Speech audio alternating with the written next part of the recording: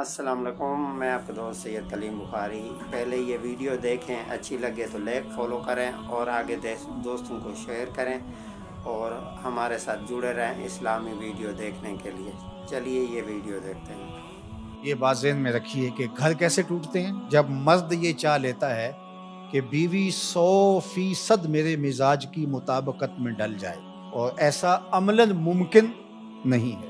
دو لوگوں کے درمیان کلیتاً موافقت ممکن ہی نہیں ہے۔ یہ اللہ نے نظام ہی نہیں بنایا۔ قدرت نے جو کائنات کے اندر تنوع کا جمال پیدا کیا ہے، کائنات کی خوبصورتی ہی اختلاف اور تنوع پہ ہے۔ دو حقیقی بھائیوں کا مزاج نہیں ملتا تو دوسرے خاندان سے آئی ہوئی خاتون کا مزاج شوہر سے کیسے ملے؟ ویسے تو مرد اور مرد کا مزاج نہیں آپس میں ملتا، اور بیوی اور شوہر جو مرد اور عورت ہیں ان کا کیسے ملے گا کلیتاً؟ ایک ماں باپ کے گھر میں پرورش پانے والی بیٹیاں اور بیٹے، ان کا مزاج کلیتاً موافقت نہیں رکھتا، تو ایک دوسرے خاندان میں پرورش پا کے اور ایک اس خاندان میں، تو ان کا کیسے کلیتاً موافق ہوگا؟ دو آدمیوں کا نشانی انگوٹھا نہیں ملتا، دو آدمیوں کی شکلیں نہیں ملتی، دو لوگوں کی آواز نہیں ملتی، تو دو لوگوں کا مزاج کیسے ملے گا؟ تو ممکن نہیں ہے۔ لیکن نفسیات کے ماہرین نے کہا ہے کہ دو لوگوں کے درمیان اگر آپ کہیں کہ تو ہم مزاج ہیں، بالکل ایک طرح سوچتے ہیں، کلیتاً موافقت ہے ان کی، تو وہ بھی 80% ہوگی، 20% پھر بھی فرق ہوگا، اور یہ کوئی کیس ہوگا کہ کلیتاً موافقت ہوگی، اور اگر ہوگی تو 80% ہوگی، 20% پھر بھی فرق ہوگا، تو 20% تو پھر بھی برداشت کرنا پڑے گا۔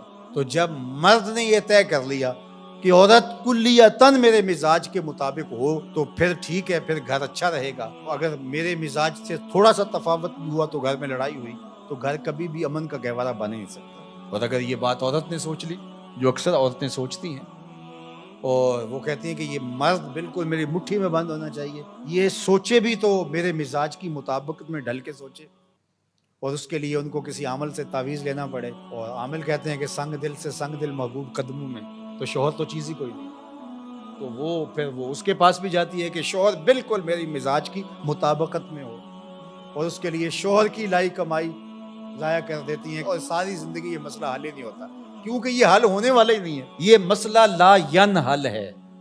قدرت کا نظام ہی قائم اختلاف اور تنوع پہ ہے۔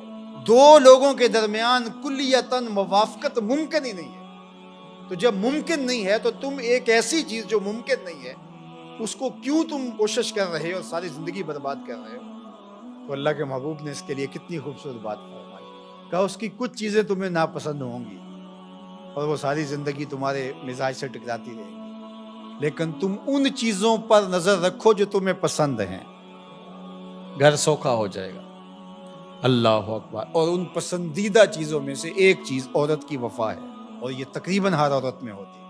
دوسری جانب آقا کریم نے فرمایا کہ میری شریعت میں سجدہ جائز نہیں، اور اگر جائز ہوتا تو میں بیوی کو حکم دیتا کہ شوہر کو سجدہ کرے۔ اس سے بلیغ انداز شوہر کے حق کو بیان کرنے کا نہیں ہو سکتا۔ اب یہ ایک فرمان سے حضور نے ایک تو ممانت فرما دی، غیر اللہ کے لیے سجدہ روا نہیں ہے، تعظیمی سجدہ بھی روا نہیں ہے، حالانکہ تعبدی تو کبھی بھی روا نہیں ہوا، یہ تعظیمی سجدہ تھا، اور میں اگر جائز ہوتا تو میں بیوی کو اس کا حکم دیتا کہ وہ شوہر کے لیے سجدہ ریزی کرے۔ اب بتائیے کہ کس قدر بلیغ انداز ہے شوہر کے حقوق بیان کرنے کا۔ اور پھر آگے کیا خوب بات کہی، ہن لباس لکم وانتم لباس لہن، تم ان کا لباس ہو اور وہ تمہارا لباس ہے۔ قرآن تو قرآن ہے نا، کنایتاً ایک لفظ استعمال کیا، لیکن قرآن کی بلاغت، اللہ اکبر۔ لباس پردہ ہوتا ہے، ڈھانپنے والا ہوتا ہے، تو میاں بیوی ایک دوسرے کے عیبوں کو، کمیوں کوتاہیوں کو ڈھانپنے والے ہوتے ہیں، نہ کہ نشر کرنے والے۔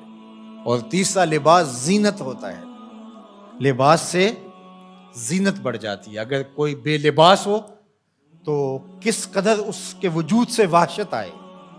لباس وجود کو، جسم کو زینت دیتا ہے، تو مرد عورت کی زینت ہے، عورت مرد کی زینت ہے، لباس۔ اور لباس کا چوتھا فائدہ کہ وہ موسمی اثرات سے بچاتا ہے، گرمی اور سردی کی سختیوں اور شدتوں سے بچاتا ہے۔ اللہ اکبر۔ تو ایک لفظ بیان کر کے اللہ تعالیٰ جل شانہ نے کیسا مانوی حسن یہاں بیان فرمایا، وہ تمہارا لباس ہے اور تم ان کا لباس ہو۔ اور اگر اس معنویت کو سمجھ لیا جائے تو آج جو مغرب پراپیگنڈا کرتا ہے عورت کے حوالے سے، قرآن نے دونوں کے لیے ایک جیسے لفظ استعمال کیے، یعنی جس طرح تمہارے ان پر حق ہیں ان کے تمہارے اوپر